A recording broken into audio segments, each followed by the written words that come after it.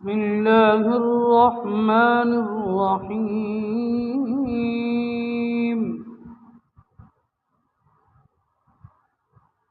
أأنتم أشد خلقا أم السماء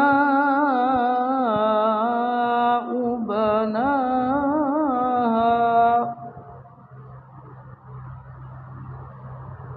رفع سمكها فسواها